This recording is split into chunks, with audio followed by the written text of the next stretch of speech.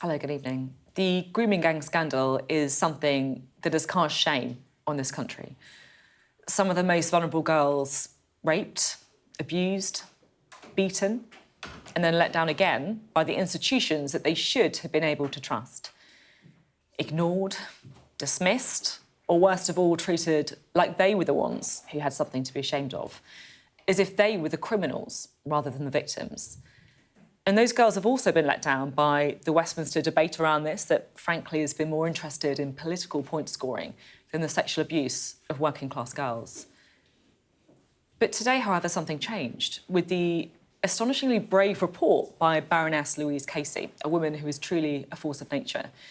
You know, this abuse scandal has been riven with difficulty because the crimes were predominantly carried out against white girls by British Pakistani men. And that is something that the Casey report tackles head on. It found that in cases of child sexual exploitation, the ethnicity of perpetrators is shied away from and is still not recorded for 2/3 of perpetrators, which obviously means it's hard to gain a full picture of what's going on.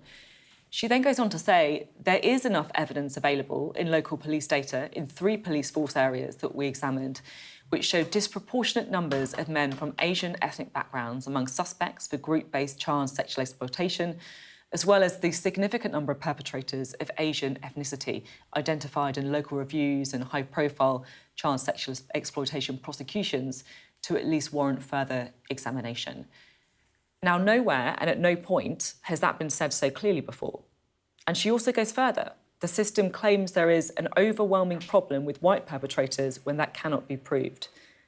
The system. She doesn't say what the system is, but I think we all know what she means.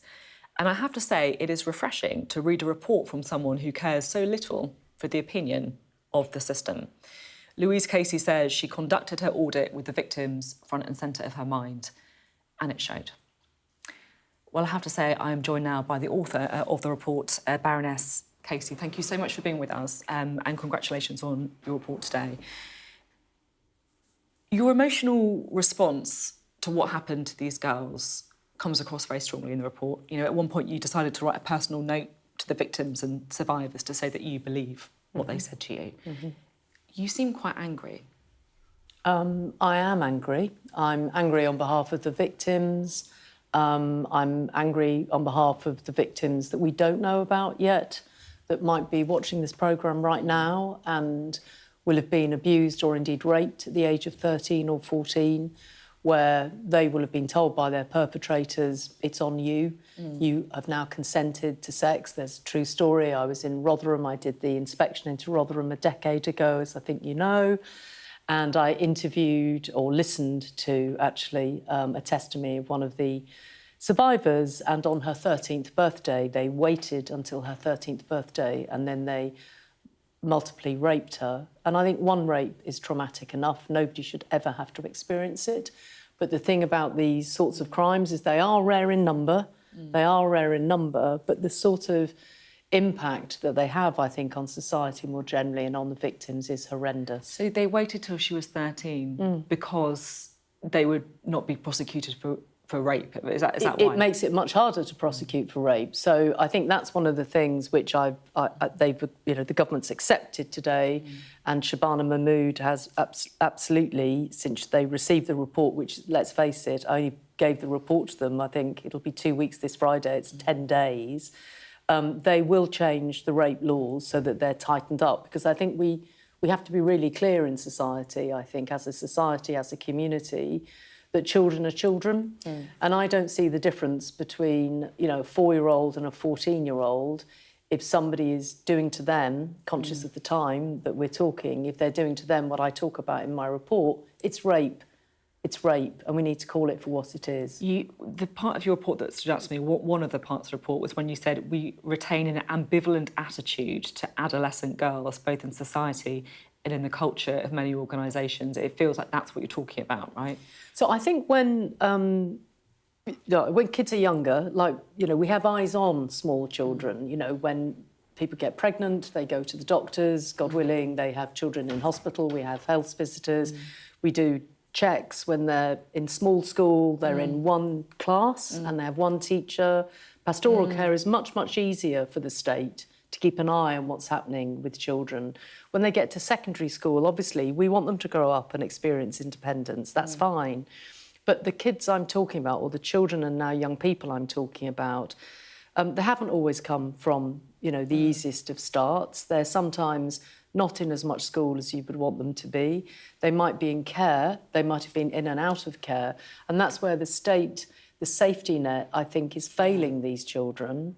And we don't see them as children. We see them as adults, wayward teenagers, people making wrong choices.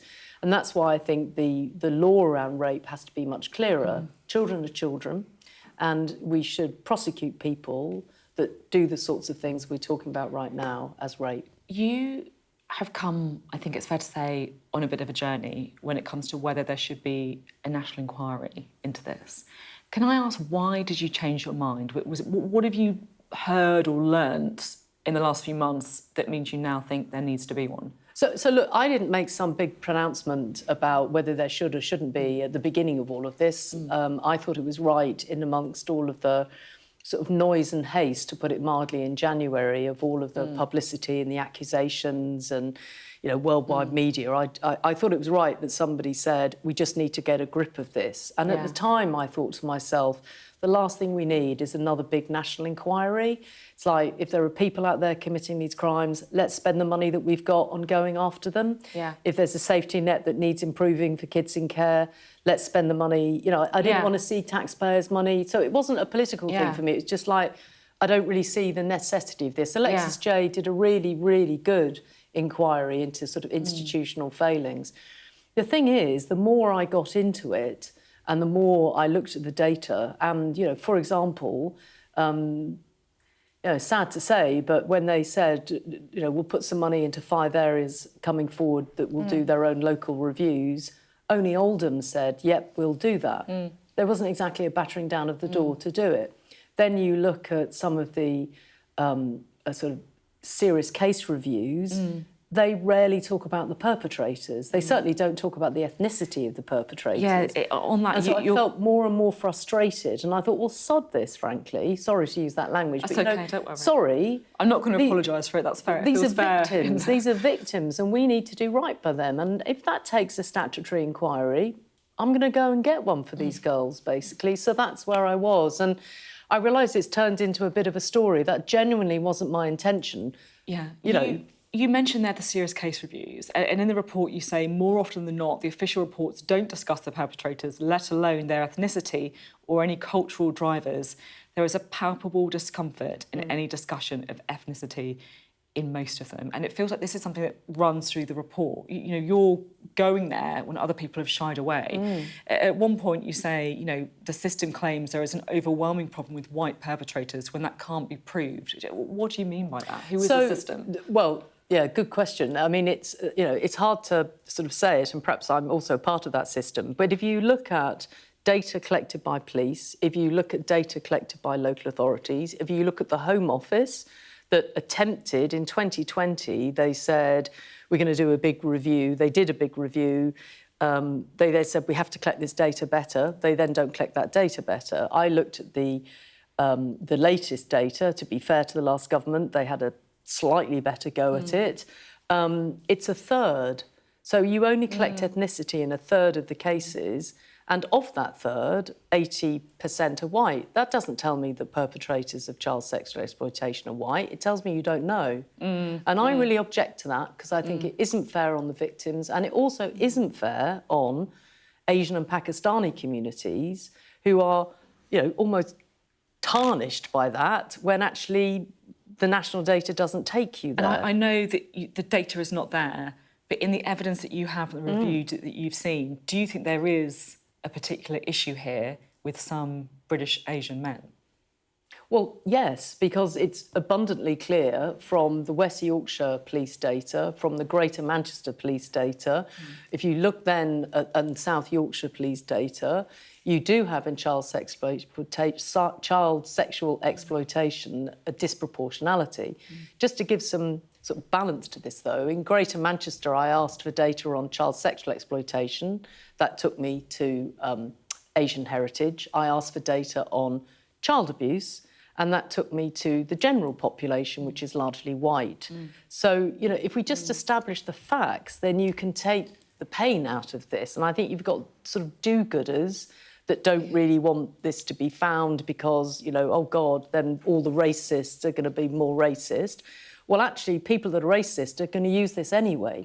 All you're doing with the hate mongers and the racists is giving them more and more ammunition, whether you find it or don't find it. You have to grasp the nettle, work out what's going on and do something about it.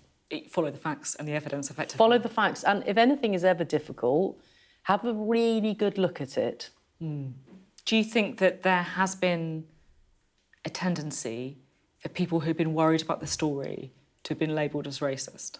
Yes, I mean, I found it in Rotherham. It was one of those moments in life where I was following through on a children's file, an archive, and found the word Pakistani Tipexed out. And I thought whoever did that inadvertently was giving ammunition to the English Defence League that were every week in and out campaigning and doing their stuff in that town. I think the problem is that people are worried about being called racist. In a way, they just give more ammunition to... If good people don't grasp difficult things, bad people will. And that's why we have to do it as a society. Thank you very much indeed, Baroness Louise Casey.